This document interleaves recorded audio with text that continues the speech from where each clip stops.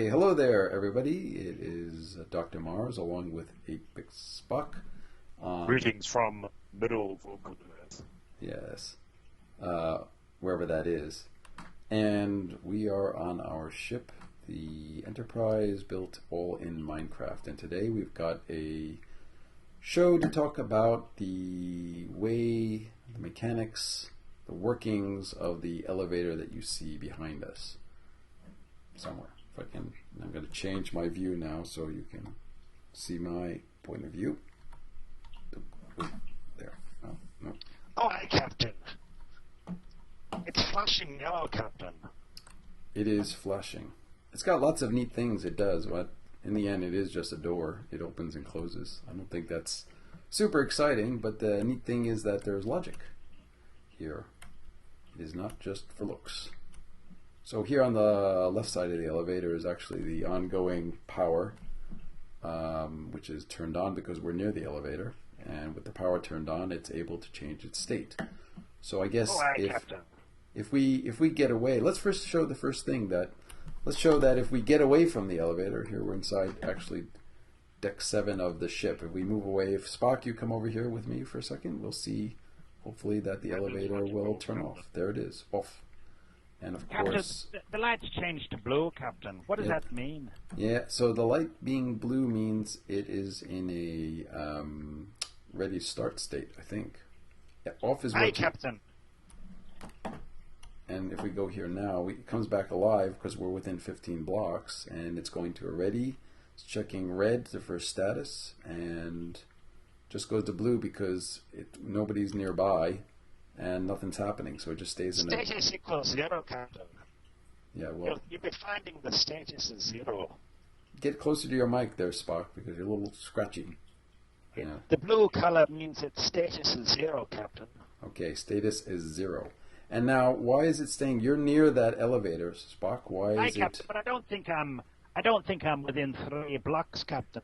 Oh, There we go, Captain. okay. Oh, now, aye, and that's gone yellow, Captain, because it went to light blue because it knew I was there. But it would appear that the turbo is not there, Captain. boy, you're really scratchy. I don't know why you're really scratchy. Your voice is horrible at the moment. Captain, can you hear me now, Captain? Are you Uh, receiving me? somewhat. I guess there's a problem with Starfleet communications. Usually we Oh get, dear. well, yeah, Starfleet, Microsoft Skype communications. But it is yellow. It is yellow because But it a knows turbo lift is not there, Captain. Can you open the door with no lift, Captain? there is a turbo lift there, but the turbo lift technically is for it to open. The turbo lift has to be at a setting of 0. It must be set to something at the moment. Let's see. Oh, aye, Captain. I set it to 0, and it opens. Captain, the door has opened. It is opened, and it is green, meaning you may enter. Now, what this green sign is, that is a status of 4, Spock, is that correct? Oh, aye, Captain. It's a status of 4. And 4 means that the elevator has arrived, and Aye, Captain. it is ready for you to enter and then program a location. These are just test locations where you can push, and if you were to push the button, Oh, aye, Captain. hold up, I gotta push, hold on, I gotta get the arrow, I can't see, there. If we push a button to go to the bridge, let's say, now the door will shut, and theoretically we'd be moving on our way. We are not moving on our way, because the door is working, but the elevators are still not operational, so we're gonna... Captain, have you run out of lithium? No, but we've run out of working elevators at the moment. Now the working elevator is completely pegged to... Captain, is the armor stand the turbo lift? Yes, the armor stands. In effect, the elevator is really just the armor stand. And in the future, we'll have an elevator around, surrounding that turbo that looks like an elevator. But for right now, we just use a turbo in an armor stand as a controlling device for where the elevator is going to be. And we see that it is not moving, but it's moved away from the terminus, which is another armor stand that tells the turbo when he arrives that he can stop.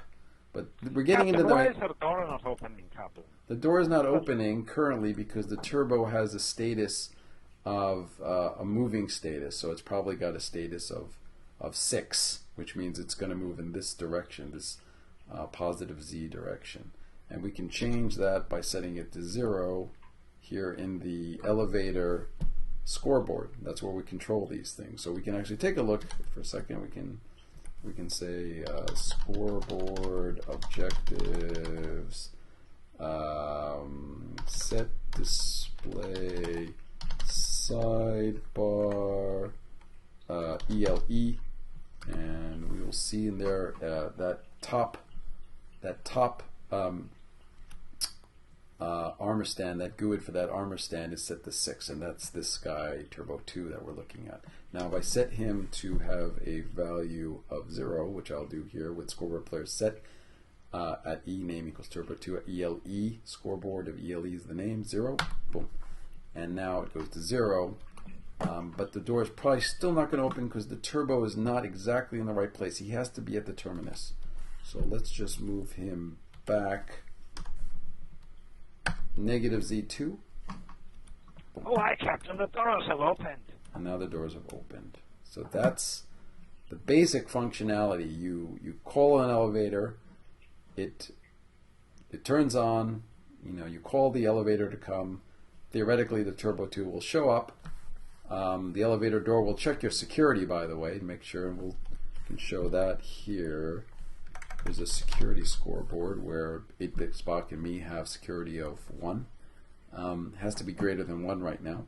But if you have a security clearance of 0, the elevator simply will stay in a red status. Could try setting that, but basically this will Captain, just... we were going to link that into the security system when that was built.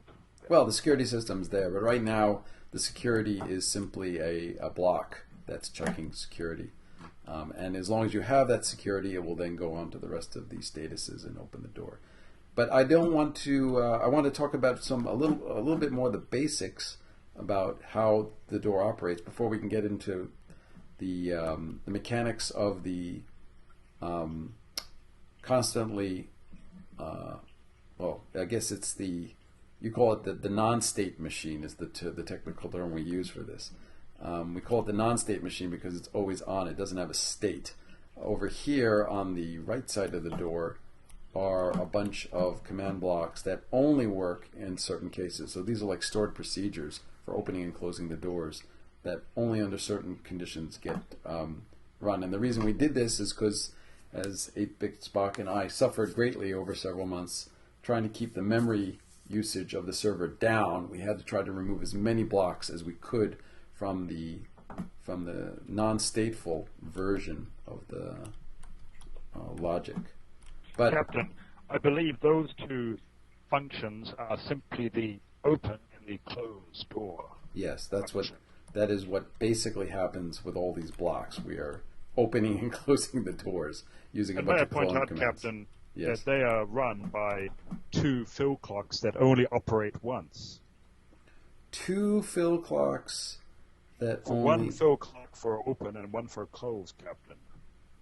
Yeah, I mean, basically, As what evidenced you mean by is you fill them. So that's a good example. If let me see, if we could just close the door's open right now by setting the score of the turbo to 6, it should close, and we should see it do something. Let's see.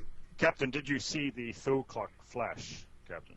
The redstone. I didn't see it flash. Did you? I did, Captain. Yes. Oh my God, it's too fast. I'm going to try again. I'll set it to 0. We'll see if the close works. Did you see it? Not this time, Captain. Wow. It should have. 6 is for moving. Did you see it flash? No, Captain. I don't think it's flashing, actually. But it's No. closed. Well, 6 means it should close. That's correct. And if we do... you know why? You have to stand there for it to open. I got to set it to 0 Of here. course, I will stand there, Captain. There, it just flashed. And? It just opened? Okay, I'm going to close it.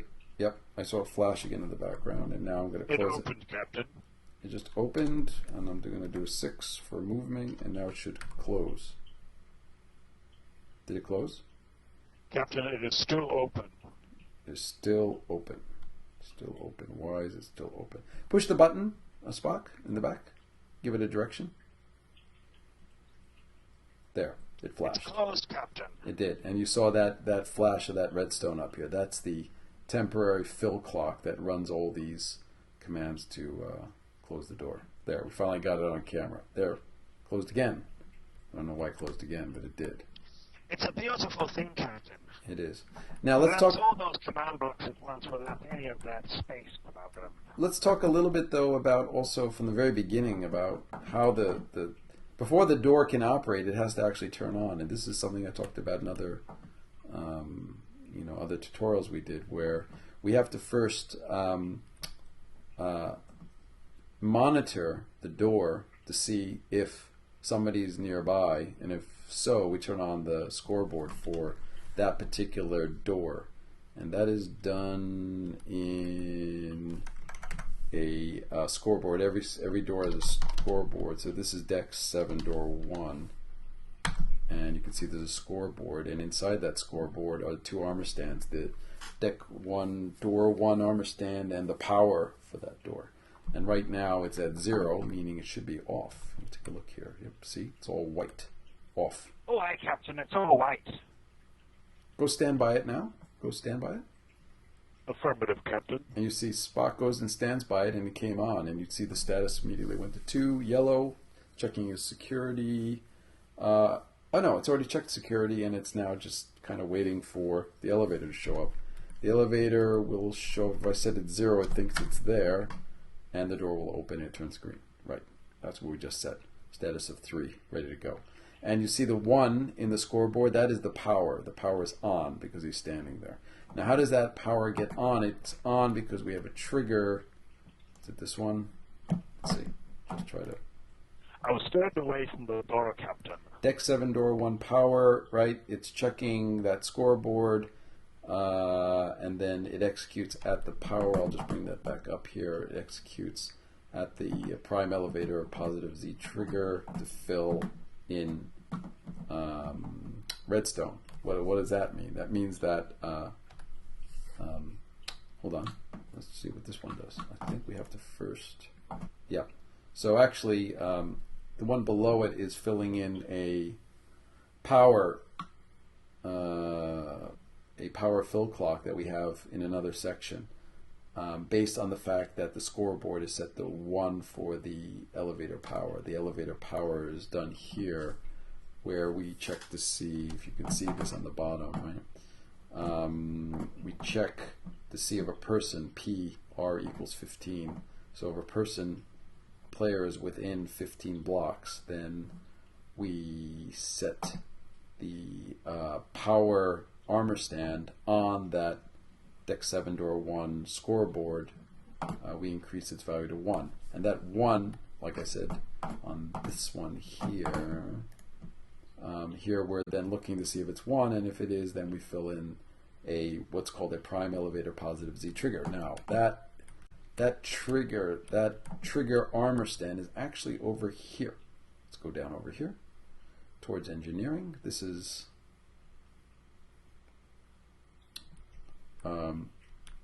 towards the impulse power engines that aren't built yet, but we see here that this is where we have this separate unit for power that turns on if someone's within 15 blocks, right? And all we're really doing here is activating the power on the side of the door. So you'd say, why are we doing that? Well, it's not a perfect design at this point. We were using the armor stand names. All the power armor stands were named the same, so this was always the logic here identical for any door, but that started running into trouble. So now we split the name of the power for the door is actually uniquely identified with the door itself, meaning that we check to see if the power in the scoreboard, bring that back up, is 1. You see here deck. This is for deck 1 D1. So I think we have to look at these blocks here. Yeah, these are now unique to the individual doors. So we look here at the bottom, We look at the deck 7, door 1 power. We check on its scoreboard to see if it's at least 1. And if so, then we're doing a fill on the elevator itself. That fill of redstone blocks is what's powering the elevator. So in other words, when this thing is on, in effect the elevator is on. And these blocks don't need to be on the elevator, which helps conserve a bit of memory to some degree. Probably nowadays it's not saving that much, but we wanted to try to keep as many blocks as we could out of the elevator. Anyway, that's a little complicated, but we can go back now to the elevator. So we know that there's a trigger, seeing if someone's within 15 blocks of the door. If so, we then power up the side of the elevator. Okay, so this is the section that gets powered up and should stay on. Yep, it's that one there on the right, so it's on. And well, now this gets a bit tougher to explain what it's doing. This is a lot of checking to see what the state of the elevator, and right now it's a blue, and this is actually the template. This blue stained glass here is what we're copying in an animated fashion at the top of the elevator. And of course, as this stained glass changes the state, the animation gets updated at the top of the elevator. You can see what the status of the elevator is. Normally this would be covered up. You wouldn't see this. There's going to be a wall here. But just to make the mechanics easy for you to see, we've exposed it. And this bottom row is a bunch of clone commands that are doing the animation one after another. We clone this stained glass up there, and we replace one of the blocks with white, so we just move it along. Yeah, then we have to explain what the heck the other blocks are doing. Oh, hi, Captain. And just remember, Captain, that it's a state machine, so it can only go from 0 to 1, 1 to 2, and so on. Right. So where is that state change being checked and updated? I think Captain, here. in these blocks in the middle section. Captain. Let's take a look. This one here, what does it do? At name deck 7 door 1 score 3. So if it's at a 3, it executes a trigger on the other side. That's the deck 7 door 1 trigger, which is the state machine. Detects that if there's a block, command block, then we do a fill. So that's actually that is actually what's closing the door, I think, when you say you want to go somewhere, based on the state being 3. And that means that you're kind of in the door, you've pushed the button to close the door and go somewhere, so the state is now ready to close and move you off. This one is doing something similar, I think, at deck execute deck 7 door 1 score 4. This is a 4. What's a 4 for, Spock? Security access denied, Captain. But it says if the state is 4, execute at the trigger the redstone block at 4 up. I think it's just closing the door either way. That is correct, Captain. So in other words, it's definitely want to close. If you walk up to this door and it's open, you don't have the right security, it's going to close. This one is marked D7 trigger when D7 D1 power is 0. So if this is in other words, if you're at 0, it's actually going to close the door and turn off the elevator. And this last one sets the pane at 0. This is what actually makes the pane go to that blue color.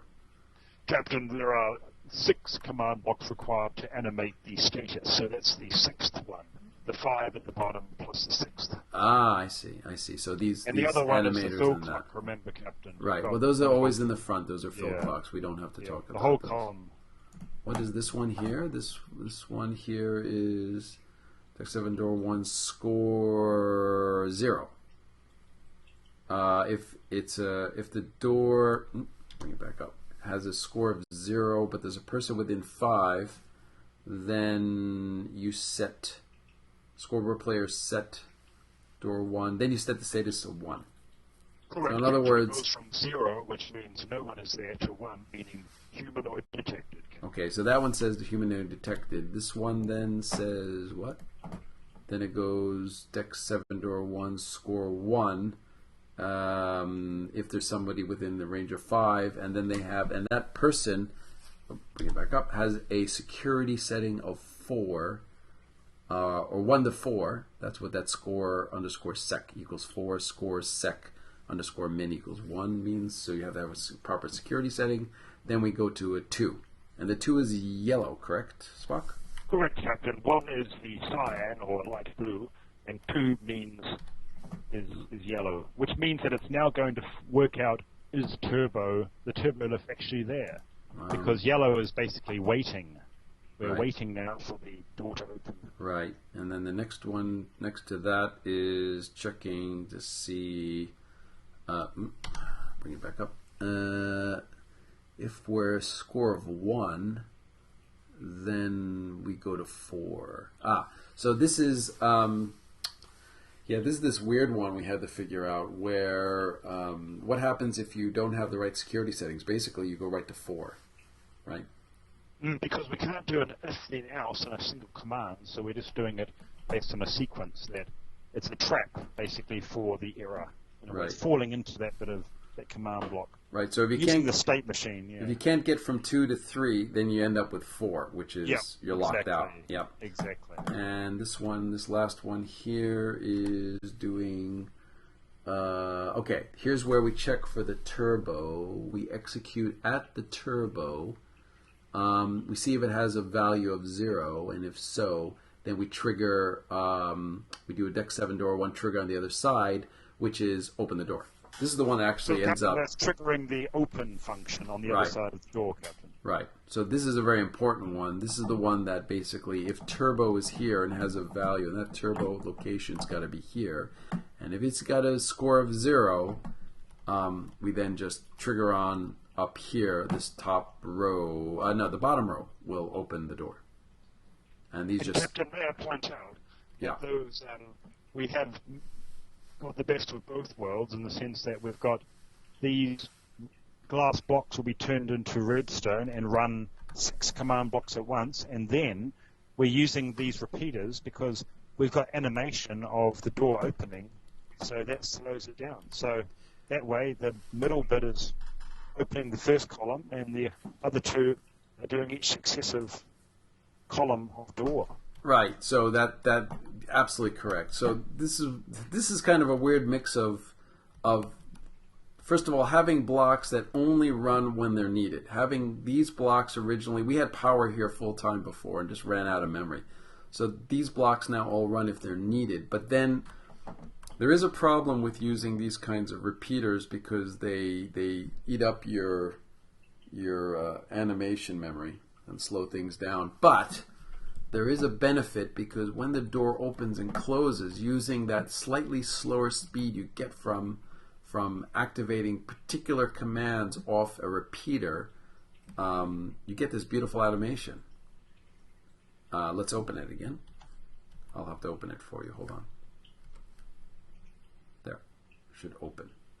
Don't see that? It doesn't just slam shut and go in and close it again, Spock? Aye, Captain. There. You see how the door actually, you can see it closing instead of just kind of slamming shut. You get that nice animation by using the repeaters. So, I'm going to get that scoreboard off. There. So, we're going to have to put some of the comments, I think, in the notes below of the show. But there's a lot going on here. This took a while to develop, and it doesn't even have the elevator part. We're just talking about the door. It took a long time because getting a door to work was actually easy, to be quite honest. I mean, we had a door, I think, within a couple days, maybe a week or 2. The problem was that as we started trying to copy the door and reuse it, we found all sorts of problems with the door not really working, or if it was working, all the doors were working and the memory on the server got eaten up. And then the lag got horrendous. So we then had to spend a lot of time trying to break up the logic, that having blocks only come on when they're needed. That's when we invented the sort of triggers that are, that's something you have to put up with, is they have a local trigger being scanned, and that trigger only works if the power is on down here. That's this main power clock that's driving that. So this main power clock drives the vertical powers that then scan for a person being nearby the elevator, which then activates a power unit, which then down back here in the back that I showed you, and that power unit drives the main power here, and this thing then checks to see if you need to open or close the door, change the status, and of course if the door needs to open or close, then we activate the state machine on the other side. And when you break everything up like that, it kind of works. Hey, Captain, and the state machine means that you can be having lots of ands without having to only have more than one command block. So I think in the old way, we were getting very messy command blocks with lots of redstone, Captain. The state machines are a great idea, Captain.